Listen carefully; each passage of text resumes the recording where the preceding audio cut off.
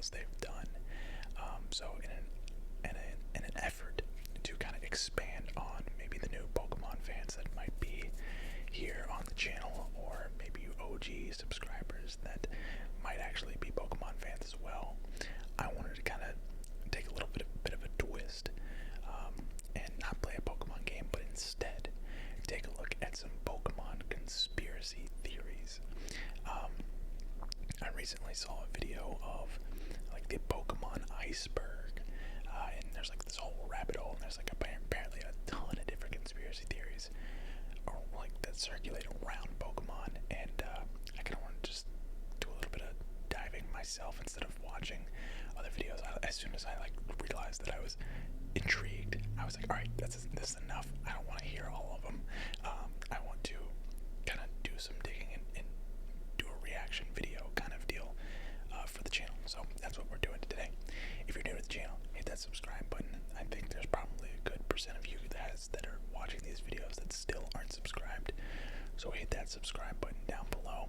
If you're a returning subscriber, hit that thumbs up for me. If you've been enjoying the content, just give me a thumbs up. It really helps out with the YouTube algorithm and lets me know that I'm doing a good job. So that being said, sit back, relax, and enjoy. So we have Pokemon 18 conspiracy theories that will give you chills. Now, Pokemon may be family friendly, but some of the conspiracy theories from fans will seriously creep you out. I like this picture of Ditto and Pikachu and Ash. It's kind of creepy. Looks like they're like possessed, but despite being targeted towards young children as well as adults, such as myself, the Pokemon series can actually be pretty dark at times, and not just through some of the game's main stories either, many of which involve death and Pokemon enslavement, but also through some of the deep lore which surrounds the series itself. Alright, so let's go to our first conspiracy theory. Misty is dead. This should be good. Though this one may seem a little far-fetched at first. Yeah, a little. I would say a lot. There's actually some empirical evidence to suggest that Misty is in fact dead. In episode 24 of the anime, Misty is licked by Sabrina's haunter. Thing is, though, numerous Pokedex entries for the Pokemon suggest that a lick from haunter is actually fatal. As such, it stands to reason that Misty would have died soon after that fateful lick. Her continued inclusion in the anime would obviously suggest otherwise, but some fans of the show have speculated that this is just a symptom of Ash's grief.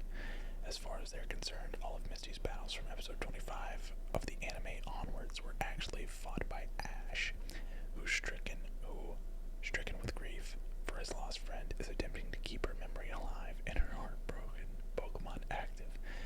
That's terrible.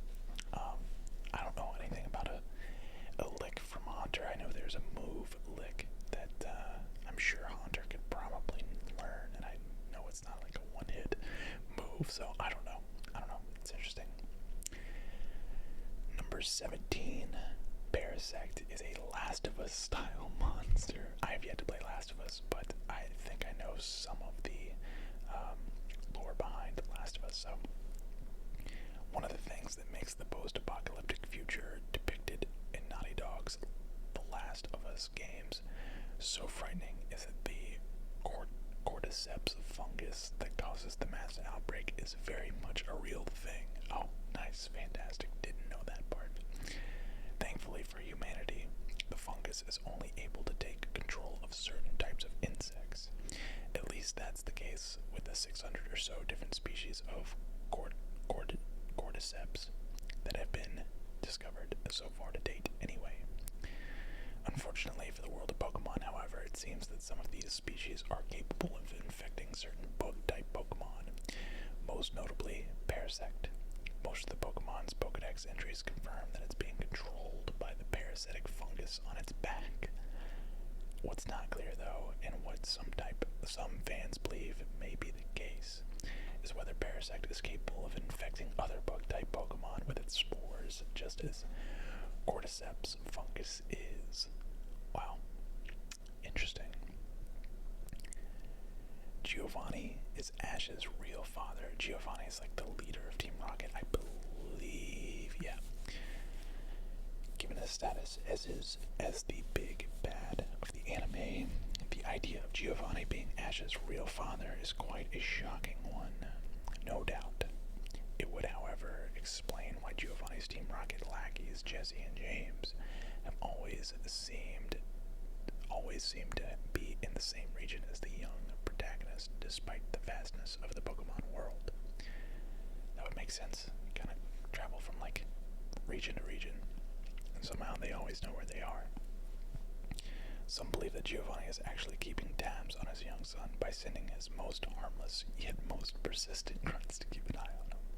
This would explain why Team Rocket treats Pikachu so well whenever they do catch him, and why in more than 2 decades, they've never come close to physically hurting Ash, despite the group's reputation for inflicting harm on both people and Pokemon. That makes sense. They have such like a terrible reputation, yet Jesse and James, for the life of them, like never really hurt Ash. The player murders Gary's Radicate. What? Actually, I do remember this. During the rival battle on board the SS Anne in Pokemon Red and Blue, Gary uses a Radicate as part of his team.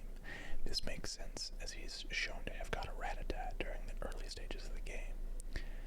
When players next encounter Gary, however, the Radicate is nowhere to be seen, leading many to question whether it died as a result of the injuries it sustained during the previous battle. Some have suggested that Gary simply swapped it out for a stronger Pokemon, but this seems unlikely given that he only has a team of 5, that the battle also takes place in Lavender Town's Pokemon Tower, a place where the souls of departed Pokemon are laid to rest. It further strengthens the idea that Gary was unable to get poor Radicate to a Pokemon Center in time following the battle on SS Anne. That's terrible. Poor Radicate. Although I can't stand Radicate or Rattata. N is a Zoroarc. I don't even know who N is or a Zoroarc. N is one of the most interesting characters to have been introduced in Pokemon Black and White. That makes sense. I borrowed Pokemon Black version from a friend and only played it once, and that was it. I didn't like that game. The map was so lazy. It's just a giant circle. So lazy. Largely due to the strong connection that he shares with both the trainers and Pokemon. If a popular fan theory is to be believed, though, there's far more to the mysterious character than first meets the eye.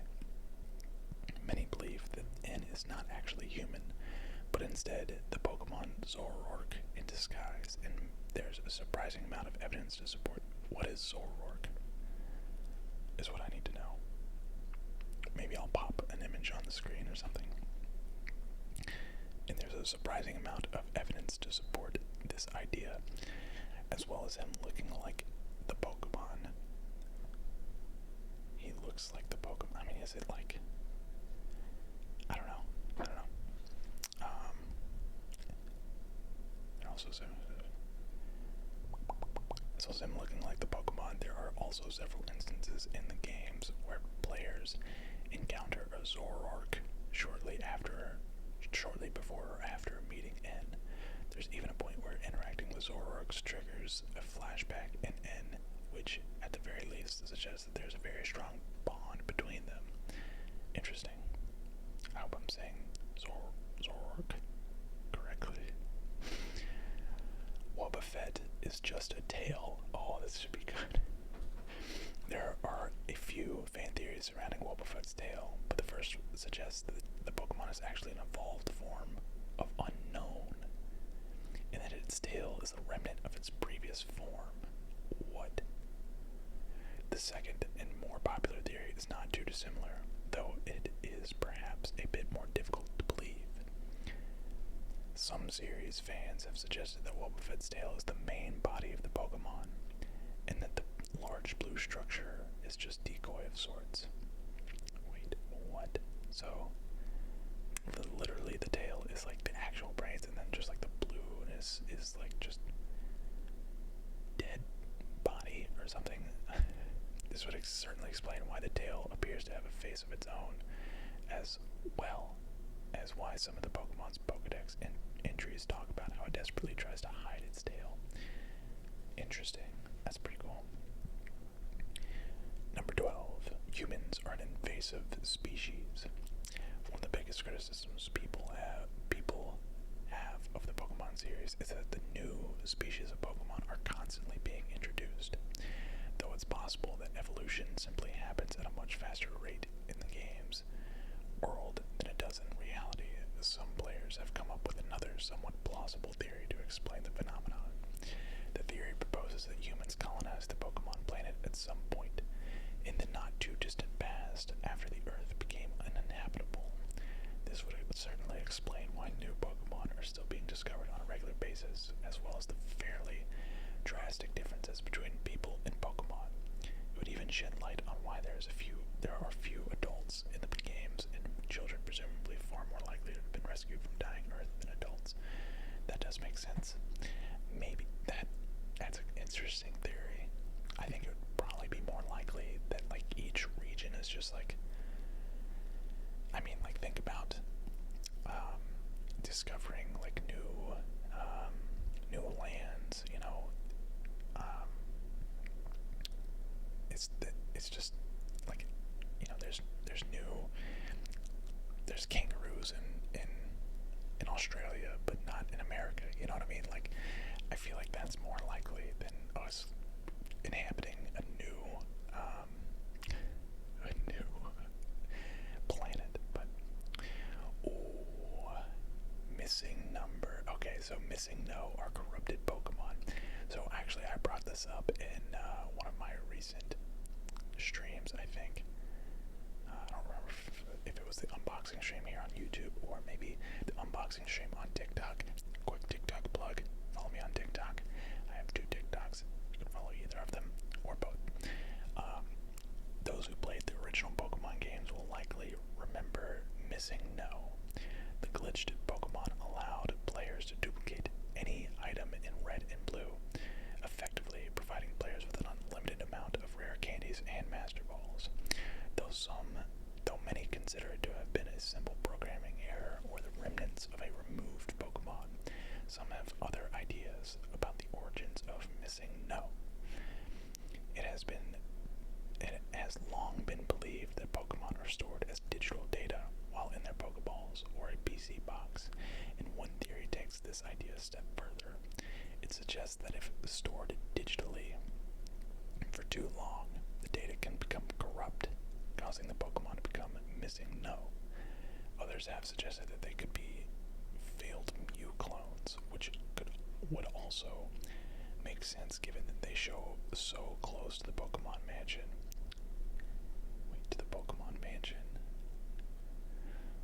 What? Where other cloning experiments are known to have taken place. Oh, okay, yeah. Pokemon Mansion's where the fossils are, I think. Where you take the fossil. Number 10, Ash Ketchum is actually dead. Is everybody dead in the anime? First Misty, now Ash. Alright. While the anime follows Ash on his Pokemon journey, the first episode shows Ash meeting his first ever Pokemon, Pikachu.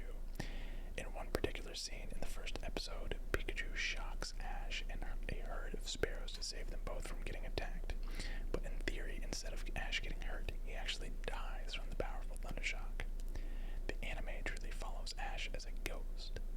This theory would make sense for several reasons. Firstly, it would justify why Ash does not age in the show. He stays 10 years old for the entirety of it.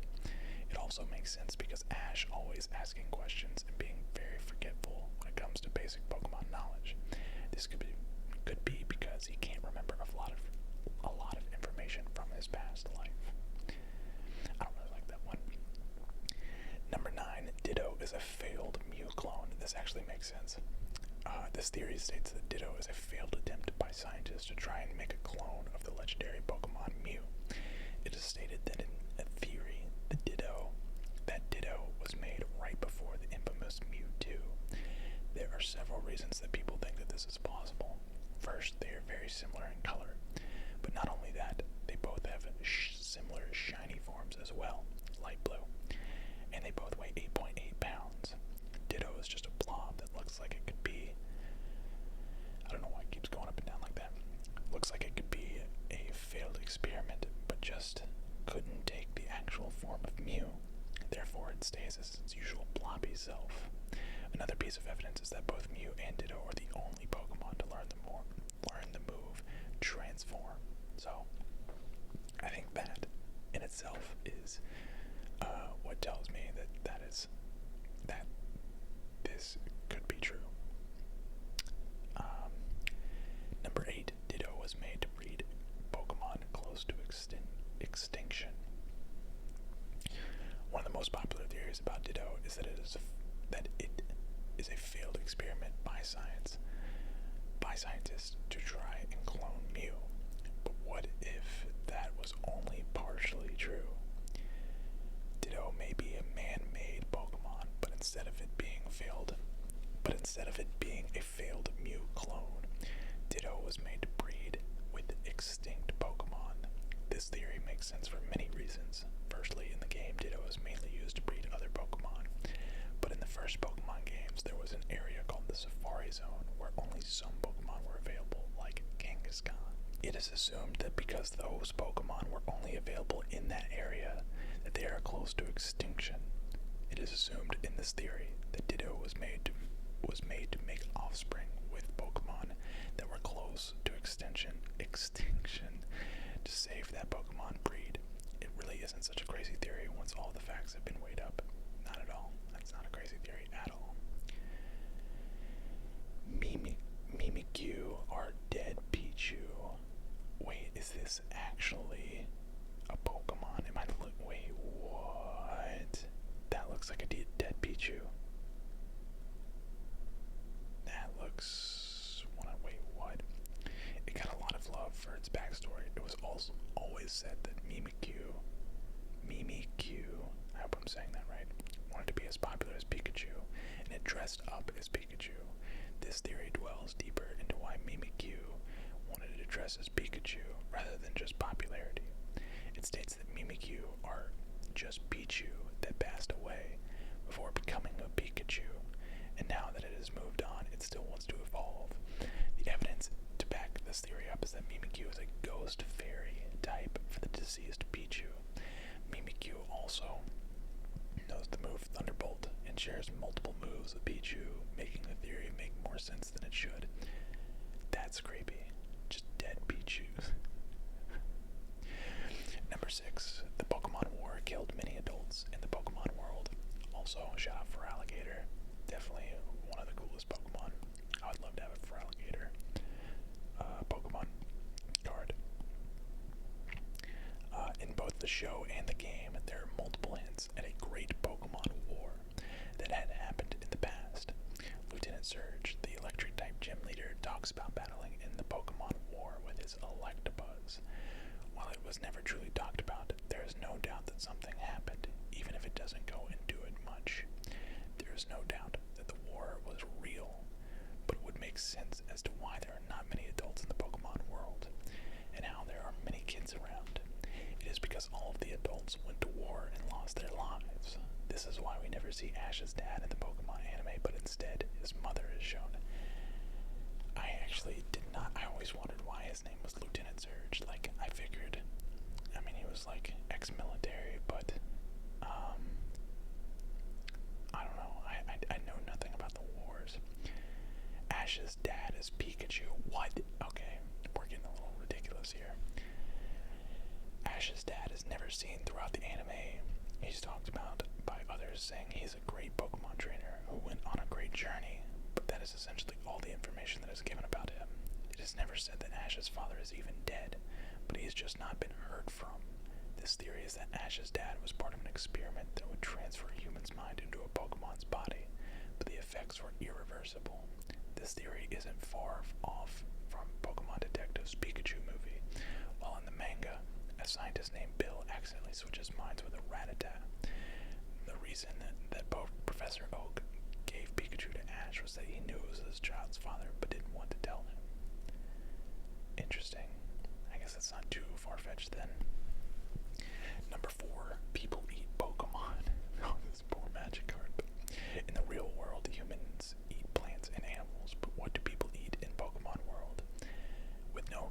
animals around, and only Pokemon, it would be assumed that people in the Pokemon universe eat Pokemon.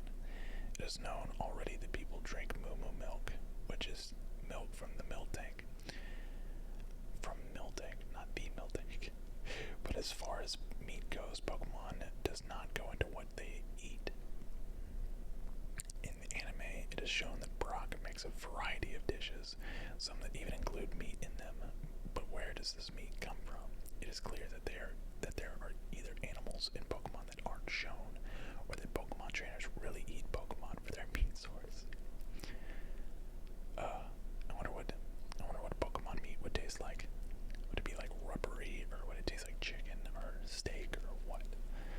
Let me know in the comments what you think a Pokemon would taste like. That's actually very, you know what, let's just not even talk about it. Let's just move on. Cubone is originally a baby Kangaskhan. I actually heard this one with yet another theory involving Kangaskhan. This one comes with a twist. Kangaskhan are known to be motherly Pokemon that always care for their young, much like the majestic kangaroo. If theorists are to be believed, though, this bond works both ways when it comes to Kangaskhan and led to the creation of a brand new Pokemon. The story goes that one day a baby Kangaskhan saw its mother killed by Team Rocket, and it was so overcome by sorrow that it stayed by its mother's body until it decayed. After it decayed, it wore its mother's skull like a hat, thus evolving into Cubone. While the theory may seem to be a bit dark, Pokemon die in both the anime and the manga. In the manga, it's more detailed, and so it does make sense. Interesting. Yeah, I heard that same theory as well, that they put on the skull of Kangaskhan. Number 2, dark Pokemon trading theory. As a buffed up Machamp. In the Pokemon world, there are many Pokemon that need to be traded in order to evolve into their final form. I hated that. Haunter to Gengar, Machoke to Machamp, etc. With that in mind, many players have found themselves wondering how exactly Pokemon like Gengar show up in the wild. As far as anybody knows, Pokemon like Gengar and Machamp can't evolve without first being traded. This means that the trainer of any wild final form Pokemon has either released the Pokemon or the trainer has passed away. While this theory is very dark, it is also very sad and is probably true. That's actually messed up. Although I don't know that you can't come across, at least to my knowledge, you cannot come across Gengar or Machamp or like Alakazam in the wild. You just can't. You always come out, like, find the previous, like Abra or Kadabra or Machoke or Machop. You never see the final form in the wild, to my knowledge.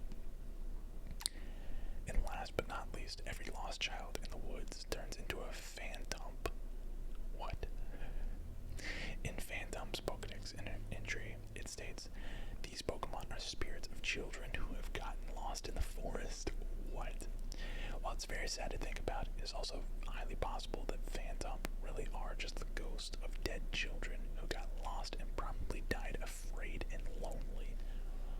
What? Though it's possible to hatch Phantom from eggs, many consider the Pokedex entry to be proof enough, making it one of several Pokemon to share a connection with missing or dead children. While Phantom may look cute, players should perhaps remember why they exist in the first place before they think about catching one. That is creepy. And not only is it creepy, that is our final entry of this little article. Guys, if you want me to do more of these, I certainly can. Just let me know in the comment section. Definitely a different type of video that, we're trying to do different things, and hopefully you guys enjoyed this. I certainly did. I'm still, to this day, I've been a fan of Pokemon for 20 plus years, and obviously there was a little bit of a gap between, playing the games as a kid and where I am now. I stopped playing a couple of the games, like X and Y. I never played. Black and White, I only played once, and Sun and Moon, never played. So, like, there's a couple of generations that I just know nothing about, and I really hope that I can